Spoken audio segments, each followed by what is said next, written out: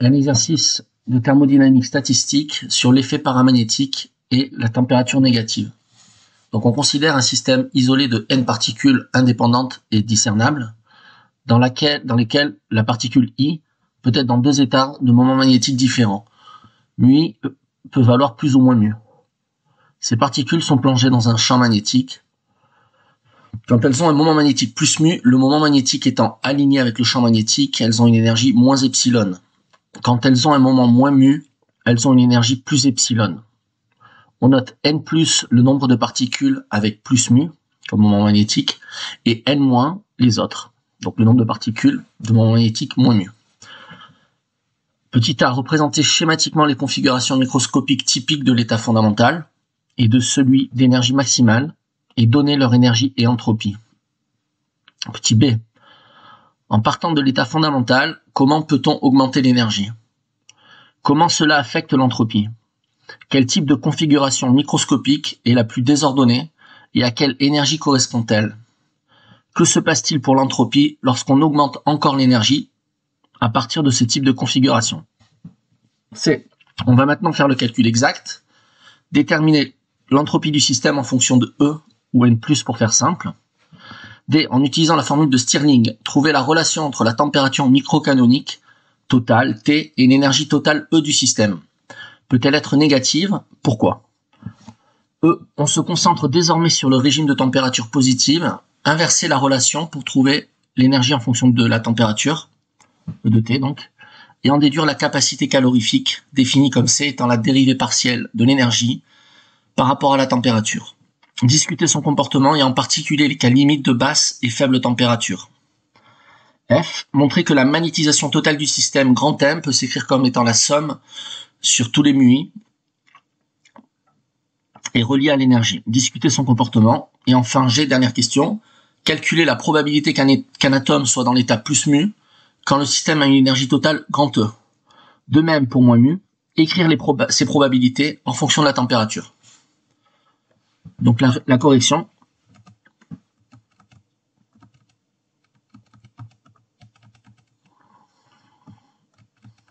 On va y arriver. Voilà. Alors effet paramagnétique. Donc le nombre total de particules, en fait, c'est la somme de nombre de particules de moment plus μ et de moment moins μ, hein, parce qu'il y a deux types de possibilités. N vaut donc N+, plus N-. À une particule de moment μ+, on associe une énergie EI qui est égale à moins epsilon, et à une particule de moment magnétique μ-, on associe une énergie EI qui vaut plus epsilon. Donc ceci correspond au spin des électrons. Ainsi, l'énergie totale de notre système s'écrit sous la forme donc de la somme de toutes les énergies microscopiques de chaque particule individuelle. Donc E vaut moins la somme sur I des μi epsilon. On a du plus ou moins 1. Ainsi, l'énergie est égale au produit de N+ multiplié par moins epsilon plus N- multiplié par epsilon. Donc on multiplie le nombre de particules par de moments plus μ par leur énergie respective et le nombre de particules de moments plus μ d'énergie moins epsilon. Ceci est donc égal à moins 2n plus moins c moins grand N fois epsilon. On a l'énergie minimale, en fait on a l'énergie qui oscille entre une énergie minimale qui vaut moins n epsilon et une énergie maximale qui vaut n epsilon. L'état fondamental de notre système est l'état où lequel toutes les particules ont l'énergie la plus faible, c'est-à-dire moins epsilon, et donc c'est le cas où n+ est égal grand N. On n'a aucune particule d'énergie plus epsilon. Ainsi l'énergie dans l'état fondamental vaut moins n fois epsilon, on la notera E0. Ça correspond à la configuration que j'ai représentée avec toutes les flèches en haut qui sont en fait les spins O. Tous les électrons sont dans un état de type spin O, et donc de moment magnétique plus μ. Seul un état microscopique, notre système a un seul état microscopique, puisque tous les électrons ont un spin O. Ainsi, oméga, qui est pour notre système microcanonique, vaut 1. Et donc, on a un seul état, l'entropie vaut 0, on est dans un état d'ordonnancement maximum, qui est aussi un état d'énergie maximum. Alors, voilà, c'est l'état d'entropie, c'est l'état d'entropie,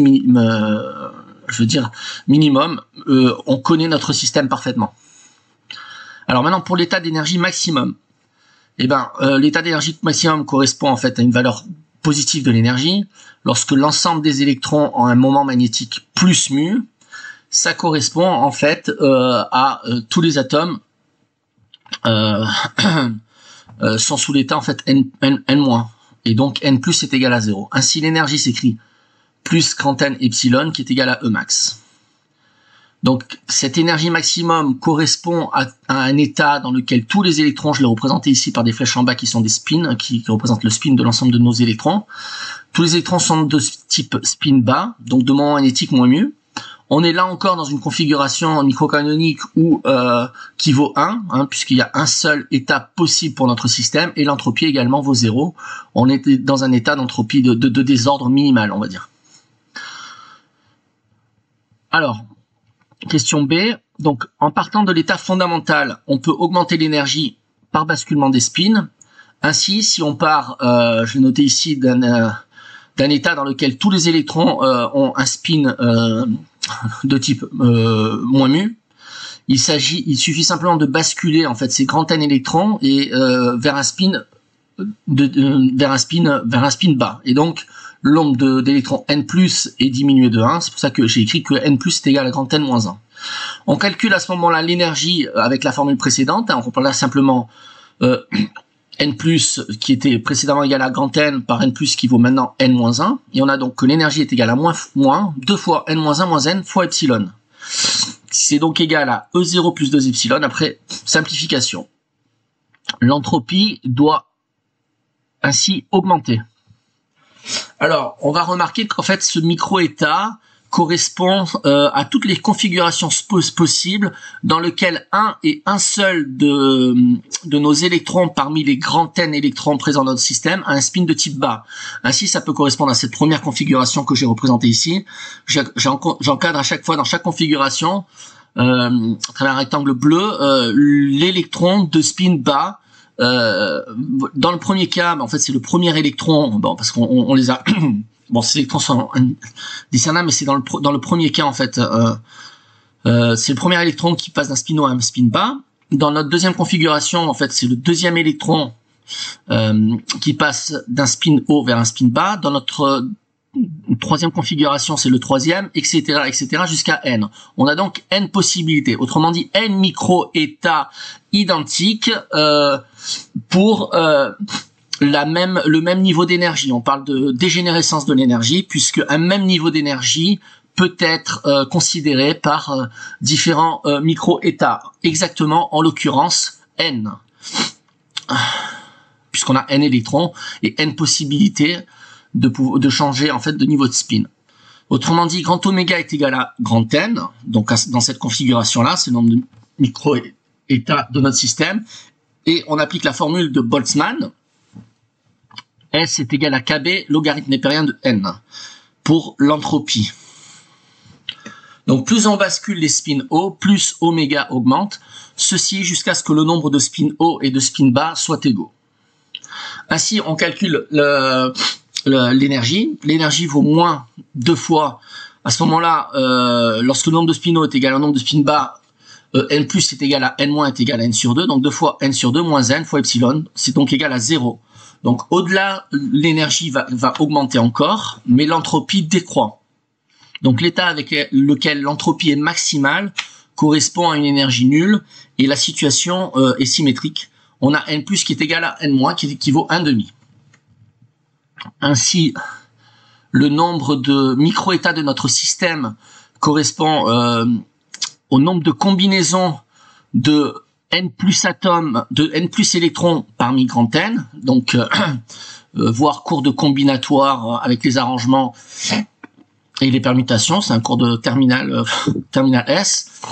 Donc la formule du nombre d'arrangements de N+ éléments où N+ vaut N sur 2, là il y a une erreur, j'ai mis N+ égale moins égale 1,5, non, c'est N+ égale N- égale grand N sur 2, voilà, je veux bien grand N, c'est grand N sur 2 là. Donc vaut n factoriel sur n sur 2 factoriel fois n moins n sur 2 factoriel. Mais n moins n sur 2, c'est n sur 2. Donc, on a du n factoriel sur n sur 2 factoriel au carré. Donc, on est dans une configuration grand N est très grand devant 1. Hein, on parle parfois du nombre d'Avogadro 10 puissance 23. Donc, on peut appliquer la formule de Stirling. Je vous la rappelle ici, en fait, en bleu, la formule de Stirling, c'est une approximation qui nous permet d'exprimer n factoriel sous la forme n logarithme népérien de n moins n pour n très grand. Voilà, ça nous permet de nous affranchir du n factoriel. Donc, on va donc maintenant calculer l'entropie. Donc S, d'après la formule de Boltzmann, vaut KB dans la constante de Boltzmann multiplié par le logarithme népérien de n. Donc le logarithme népérien de oméga, oméga est le nombre de microétats de notre système. Donc ln de oméga, donc ln du nombre de microétats de notre système vaut, on prend le logarithme de ceci. Ce terme-là, logarithme de n factoriel sur n sur 2 factoriel, n sur 2 factoriel. On a un logarithme de a sur b, on applique les propriétés du logarithme. Autrement dit, le logarithme de a sur b, c'est logarithme de a moins logarithme de b. Et on sait qu'on applique ensuite les propriétés, du logarithme, qui nous disent que le logarithme de a à la puissance b, c'est b fois le logarithme de a. Et donc, on obtient que le logarithme du nombre de microhectares en vue de calculer à terme l'entropie vaut n ln de n moins n sur 2 logarithme népérien de n sur 2 moins n sur 2 logarithme népérien de n sur 2 plus n. Après simplification, puisqu'on a des n qui se simplifient, le moins n plus n se compense, et on a aussi du n ln de n qui s'élimine. On a ln de oméga qui vaut n logarithme népérien de 2. Donc le nombre de micro-états de notre système vaut 2 puissance n. Puisque effectivement, sur un nombre si le nombre d'électrons est n, chaque électron ayant deux configurations possibles, spin-O, spin-A. Donc le nombre de configurations possibles, c'est 2 pour le premier électron, fois 2 pour le second électron, fois 2 encore, on a 8 configurations sur 3 électrons, et sur grand n électron, on a 2 puissance n configurations.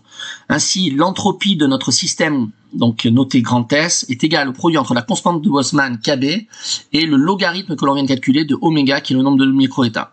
Autrement dit, ça vaut KB, logarithme népérien de 2 puissance n. Voilà. Question C.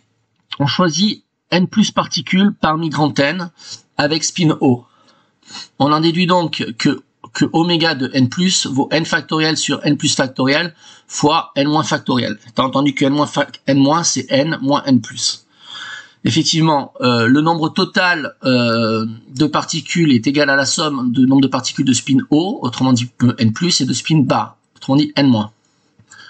Le contraire, pardon, enfin spin n plus et spin en termes d'énergie, mais c'est bien ça. Avec la relation n- moins n plus est égal, là j'ai oublié, désolé, un epsilon, encore une fois, c'est n moins epsilon moins n plus epsilon est égal à E sur 2.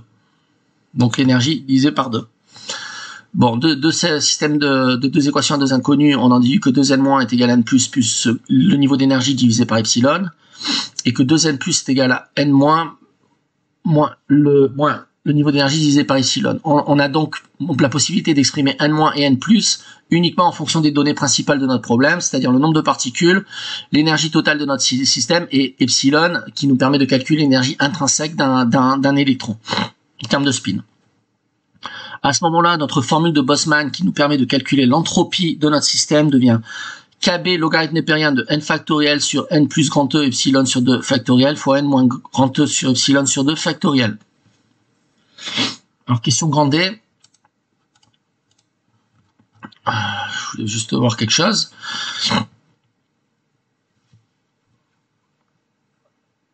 Bon, voilà. Donc là, on applique la formule de Stirling encore une fois, donc que je rappelle, qui nous donne la factorielle de n en fonction du logarithme népérien de n et du nombre de particules. Donc on obtient que l'entropie de notre système, fonction de grand E, donc de l'énergie donnée dans l'énoncé, vaut ceci. Donc ça, bon, je détaille pas le calcul, vous appliquez la formule de Stirling, autrement dit n factoriel égale n ln de n moins n, vous utilisez les propriétés du logarithme, logarithme d'un quotient qui est égal à la différence des logarithmes, un logarithme d'un produit est égal à la somme des logarithmes, d'accord, sachant qu'un logarithme transforme un quotient en différence et un logarithme transforme un produit en somme. Alors, on nous demande ensuite de calculer la température. Donc là, j'ai entouré en bleu, la formule à connaître par cœur. Sur le bout des doigts, si vous voulez faire des exercices, si vous voulez faire de la dynamique statistique en général, donc faut le connaître par cœur. Faut savoir aussi peut-être le redémontrer, mais en tout cas le redémontrer vite. Donc on a 1 sur T, sur la température du système, est égal par définition à la variation d'entropie par rapport au niveau d'énergie. Bon. Donc c'est de manière inversement proportionnelle. Autrement dit, on peut dire comme ça à vue d'œil que pour une variation d'énergie positive, en fait, suivant le signe de dA sur dE, on peut en déduire en fait à température haute et à température basse comment se comporte l'entropie. Voilà.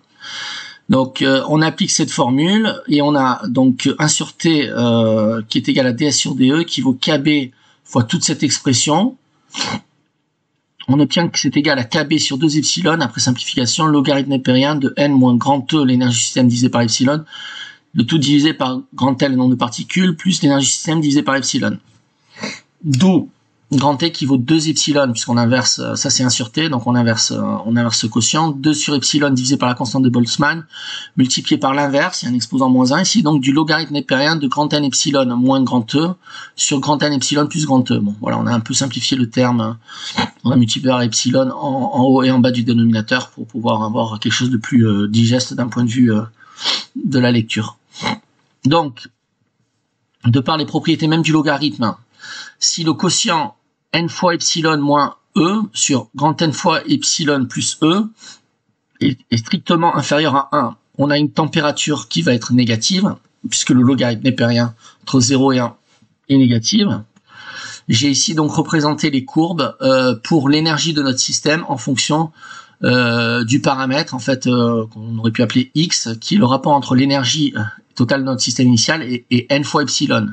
N étant le nombre de particules, je rappelle notre système, epsilon, l'énergie associée à un spin, à l'électron du spin.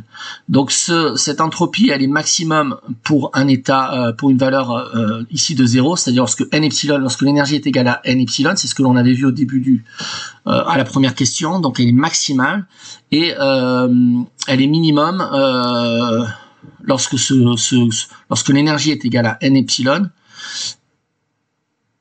Non, lorsque l'énergie est égale à n epsilon, effectivement, et ce terme peut être égal à moins 1, puisque epsilon peut avoir une valeur négative. J'ai représenté à droite, effectivement, l'évolution de la température, donc je rappelle la formule, T est égal à la dérivée partielle de l'entropie par rapport à l'énergie, puissance moins 1, donc l'inverse de tout ça. Et on obtient une fonction de type hyperbolique, en fait, avec une fonction de type hyperbolique, donc pour des températures donc négatives. Avec une température, lorsque ce quotient tend vers 0 plus, 0 moins, on atteint des températures impossibles en fait, d'un point de vue physique, mais extrêmement importantes. Voilà. Alors petit e.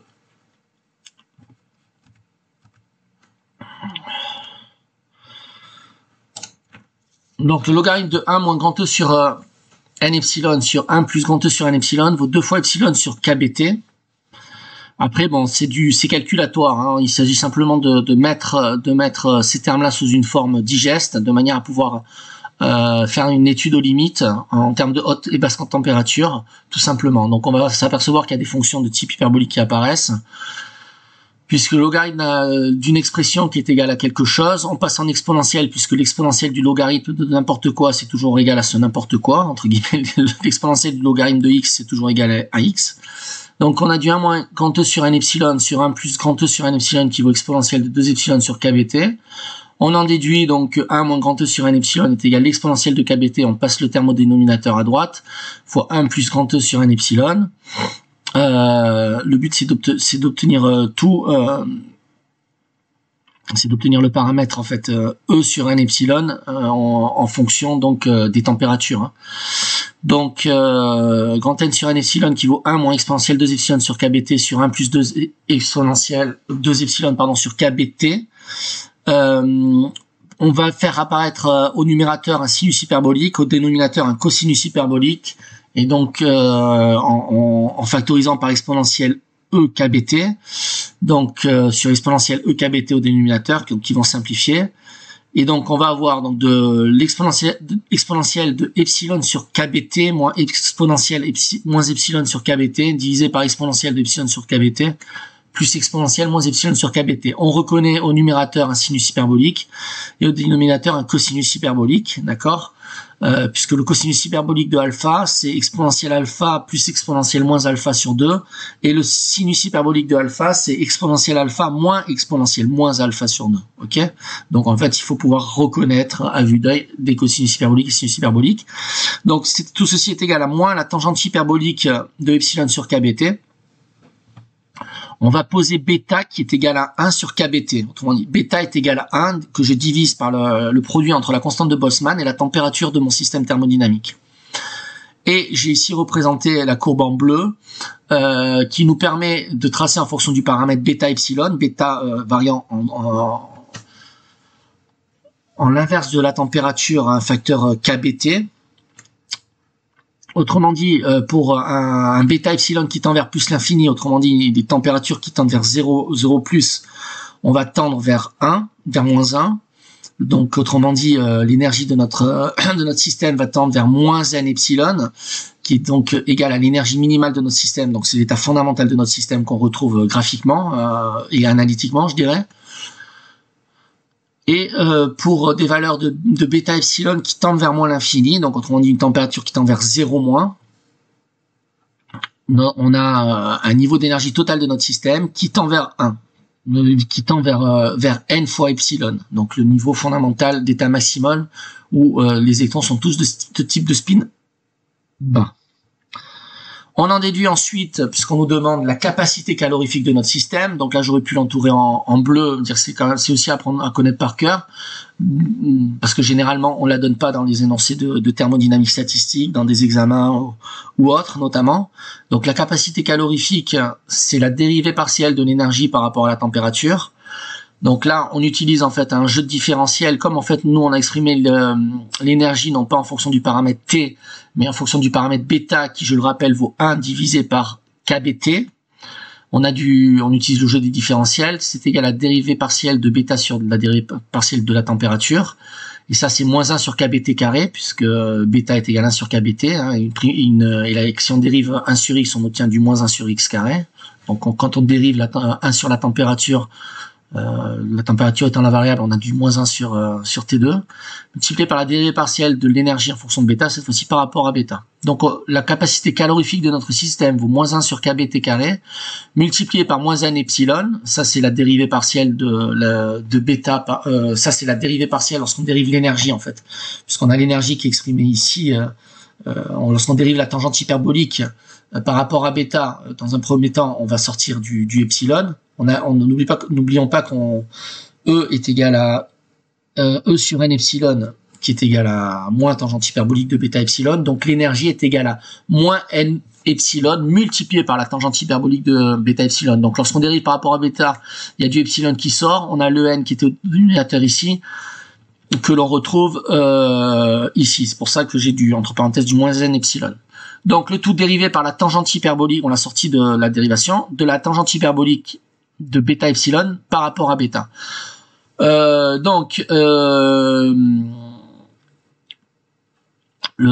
dérivée de la tangente hyperbolique, c'est 1 sur le cosinus carré. Hein, donc on a effectivement du cosinus carré de bêta epsilon à la puissance moins 1. Donc pour en fait des températures proches de 0 plus, la capacité calorifique de notre système tend vers 0. C'est propriété du cosinus hyperbolique. Enfin, on nous demande de calculer la magnétisation totale de notre système. Grand M, la magnétisation totale est la somme des MUI, enfin la somme des magnétisations intrinsèques, puisqu'on est dans un système discret où on peut on a un nombre d'électrons dénombrable. Donc le nombre d'électrons étant dénombrable, on peut donc exprimer la magnétisation sous la forme d'une somme discrète. la sigma sur d mu i, et cette magnétisation vaut donc n plus mu moins n moins mu. Or, on a vu que n plus moins n moins, c'est égal à moins l'énergie totale de notre système divisé par epsilon. On a dit que grand M est égal à moins mu epsilon fois l'énergie. Autrement dit que grand M peut s'exprimer sous cette forme-là. Autrement dit, grand M, c'est le produit entre le nombre total de notre particule n, multiplié par la magnétisation intrinsèque fondamentale de l'électron mu, multiplié par la tangente hyperbolique du paramètre bêta fois epsilon. Bêta étant 1 sur kBt. Kb, c'est la constante de Boltzmann, c'est équivarie. Donc en fait, étudier m en fonction de bêta, c'est étudier m en fonction de l'inverse de la température, c'est pareil. J'ai donc décrit la magnétisation ici, sous forme graphique, et on a effectivement une magnétisation qui tend vers 0 lorsque la température augmente considérablement. Donc pour la question G, on va considérer une particule de spin O pour une énergie fixe. Donc si on considère une particule de spin O, on a donc fixé n+, on cherche la probabilité pour que ce spin O, il faille placer n plus 1 moins 1 spin O sur n moins 1 particule. Le nombre de microétats de notre système et donc le nombre de manières en fait de placer n plus moins une particule parmi n-1, on applique la formule de combinatoire. Donc c'est donc n-1 factoriel sur n plus moins 1 factoriel fois n moins n plus factoriel. La probabilité P+, bon, c'est une probabilité P+, vaut donc oméga plus que je divise par le nombre total particules, donc n-1 factoriel sur n plus moins 1 factoriel fois n moins n plus factoriel, multiplié par n plus factoriel fois n moins factoriel divisé par n factoriel. Après simplification, on obtient que P plus vaut n plus sur n. P moins vaut n moins sur n. La somme des probabilités vaut 1. On a n plus qui vaut le nombre de particules moins l'énergie de notre système divisé par epsilon divisé par 2. On en déduit donc que la probabilité P plus, fonction de l'énergie, qui vaut 1/2 de 1 moins énergie sur epsilon n. E sur epsilon n est égal à moins tangente hyperbolique de epsilon bêta. On en déduit que P plus est égal à 1/2 de 1 plus tangente hyperbolique de bêta epsilon. Donc cette fois-ci on passe en notation complexe, donc on écrit la tangente hyperbolique en notation complexe. 1/2 de 1 plus exponentielle bêta epsilon moins exponentielle moins bêta epsilon sur exponentielle bêta epsilon plus exponentielle moins bêta epsilon. On en déduit les différentes probabilités que j'ai exprimées ici. Et on a effectivement pour de basses températures P plus qui tend vers 1/2 et P moins qui tend vers 1/2. Autrement dit, on a équiprobabilité d'un nombre de spins haut et d'un nombre de spins bas. Il y a autant de spins hauts que de spins bas pour des températures très hautes. Par contre, pour des températures très basses, on a du bêta epsilon qui est très grand devant 1. Autrement dit, P plus tend vers 1 et P moins tend vers 0. Et on tend vers l'état fondamental puisque tous les électrons vont être de spin plus. Voilà, fin du problème.